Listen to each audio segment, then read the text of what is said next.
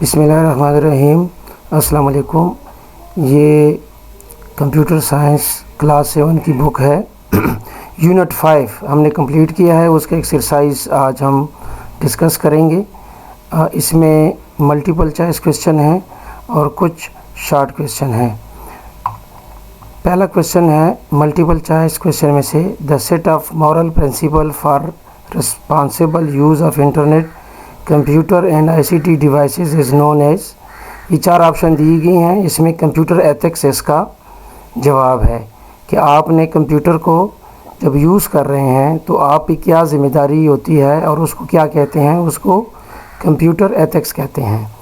Question number 2 है, if you regularly backup your data this is dash against the threat of data loss. तो ये क्या है? Firewall नहीं है, ये सर्वर में यूज़ होता है, क्लास भी नहीं है, सिक्योरिटी भी नहीं है, ये काउंटर मैयर है, यानी हिफाजती तदबीर है, प्रोसीजर है जो आप एक काउंटर मैयर यानी उसके अगेंस्ट, डाटा लॉस के अगेंस्ट आप जो तरीका इख्तियार करते हैं उसको काउंटर मैयर कहते हैं। इसका जवाब काउंटर मैयर है। तीसरा, a dash is someone who use a computer and a network or internet connection to intrude into another computer system to perform an illegal action। कहते हैं एक कंप्यूटर में दूसरा बंदा घुस जाए तो उसको क्या कहते हैं? उसको हैकर कहते हैं। Number 4, dash is a form of warfare which is used by the cyber terrorist to harm और gain control of important computer system. उसको क्या कहते हैं कि एक बंदी की वजह से कंप्यूटर की नेटवर्क को इस्तेमाल करती हुई या इंटरनेट को इस्तेमाल करती हुई दूसरे सिस्टम का वो उसको तबाह कर दे या उसको नुकसान पहुंचाए, उसको साइबर टेररिज्म कहते हैं, साइबर टेररिज्म। तो इसका जवाब है डी, जो सुर्ख लिखा हुआ है। 5वां इसका जवाब है, which of the following crime is related to stealing personal information. यानी जो आपकी, वो कहते हैं कौन सा, ये जो नीचे तमाम digital piracy, plagiarism, cyber bullying, identity theft, ये मेजर वायलेशन है, साइबर क्राइम की कैटेगरी है। तो कहते हैं इसमें जब अगर आपकी पर्सनल इंफॉर्मेशन कोई चोरी कर ले तो उसको क्या हम कहेंगे? उसको हम आइडेंटिटी थेफ्ट कहेंगे। तो ये आपके 5 शॉर्ट क्वेश्चन सॉल्व हो गए हैं। अभी शॉर्ट रिस्पांस क्वेश्चन है, यानी शॉर्ट क्वेश्चन है, वो उसका हम जवाब मैंने लिखी हुई हैं, तो इसको आप पढ़ भी लें और इसको याद भी कर लें और इसको ऑलरेडी आपने समझा हुआ है। तो पहला क्वेश्चन है, what is intellectual property right. कि इंटेलेक्चुअल प्रॉपर्टी राइट किसे कहते हैं? Intellectual property right means a copyright, a legal right of a producer of A product such a software और पोइट्री। यानी कोई भी चीज़ आप बना लेते हैं तो वो ये आपकी राइट है कि आप उसको किसी को इजाज़त देते हो तो वो सेल करेगा, अदरवाइज़ नहीं देंगे, तो ये आपकी राइट है, इसको प्रॉपर्टी राइट कहते हैं। क्वेश्चन नंबर 2 है, what is privacy, how can you protect your self from online theft of your personal information. इसका जवाब लिख दिया है, प्राइवेसी मीन्स पर्सनल इन्फॉर्मेशन, यानी name, CNIC, address, account information of user who enter in website for sign up or registration. Following our protection rule: do not give your personal information to stranger, do not share your password with other user। यानी आप किसी को अपना, जो आप जानते नहीं हैं उसके साथ इंफॉर्मेशन शेयर न करें और किसी को अपना पासवर्ड ना दिया करें। Keep window updated with latest patches, हमेशा अपने लैपटॉप कंप्यूटर का जो विंडो है वो उसको अपडेट एंटीवायरस से रखा करें।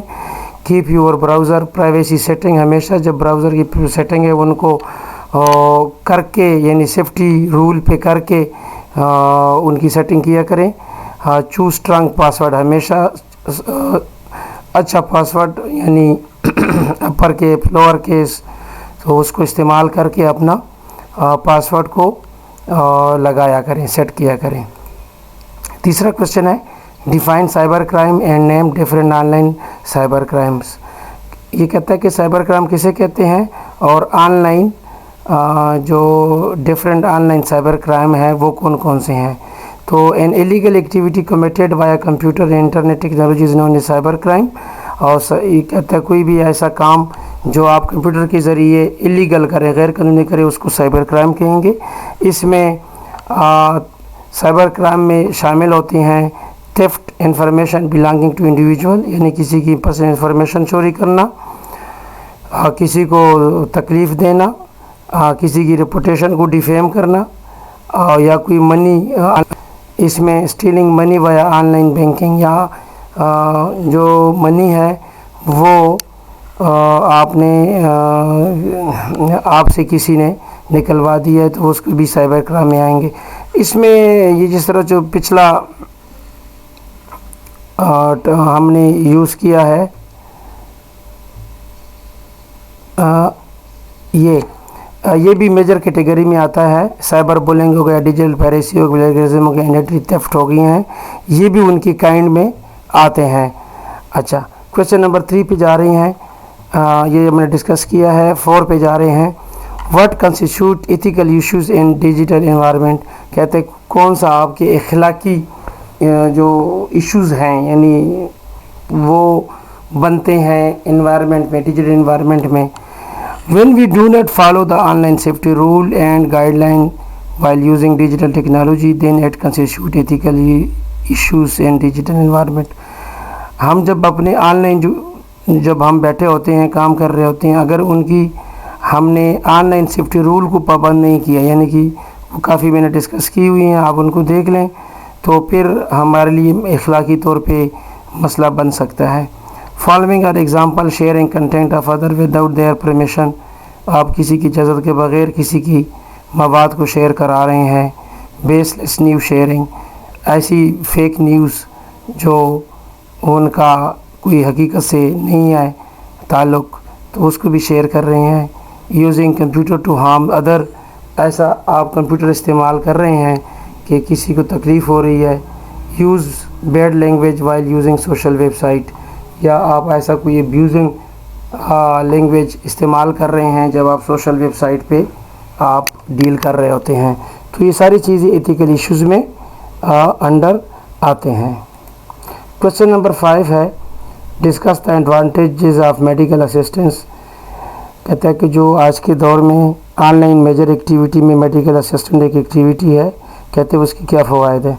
तो उसके ये फ़वाइद हैं कि हम डॉक्टर के पास हमें जाना नहीं पड़ता, हम घर से बैठ के उसे एडवाइस ले सकते हैं, और हमें ये फील हो रहा है कि वो हम फ़ेस टू फेस हमें चेक कर रहे हैं, क्योंकि वो स्काइप के ज़रिए या कोई और प्लेटफॉर्म के ज़रिए वो हमें देख रहा होता है वीडियो के फॉर्म में, जूम के थ्रू, तो वो हमारी इंटरव्यू भी ले लेता है, हमारा चेकअप कर लेते हैं, एडवाइस कर लेते हैं, और हम अपनी मेडिकल स्टोर में चले जाते हैं, दवाई ले लेते हैं। और मेडिकल असिस्टेंट एक, या फिर आप नज़दीक कोई एमआर रूम या कोई ऐसे अस्पताल में चले जाते हैं जो वहाँ पे वो मेडिकल असिस्टेंट आपको देख लेता है, साथ ही वो डॉक्टर किसी और जगह पे बैठा होता है, उसको कैमरा ऑन करके उसको कहते हैं कि सर फ़लाँ ये पेशेंट आया हुआ है, तो वो डॉक्टर वहाँ से उसको बताता है, वो आपका वो फिज़िकली सारा सिम्टम रिकॉर्ड कर लेता है और उसके बाद उस डॉक्टर के साथ शेयर कर लेता है। तो ये किसके ज़रिए ये पॉसिबल हो सका, ये इस इंटरनेट के ज़रिए कि मेडिकल असिस्टेंट, ये जो मेडिकल ट्रीटमेंट है हमारी, तो ये बहुत सौखी हो गई है, आसान हो गई है।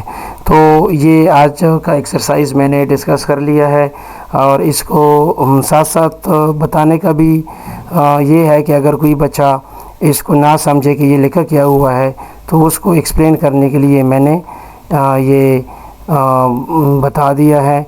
तो इसको आप याद करें, और हो सके तो इसी को आप रटा लगा के आगे पहले समझें, उसके बाद रटा लगाएं और उसके एग्ज़ाम में आप पुट करें, इंशाल्लाह आपके अच्छे मार्क्स आएंगे। Thank you. अभी नेक्स्ट चैप्टर शुरू करेंगे इंशाल्लाह, चैप्टर नंबर 6 यूनिट 6 इंशाल्लाह, उसमें मिलते हैं। अल्लाह हाफिज़।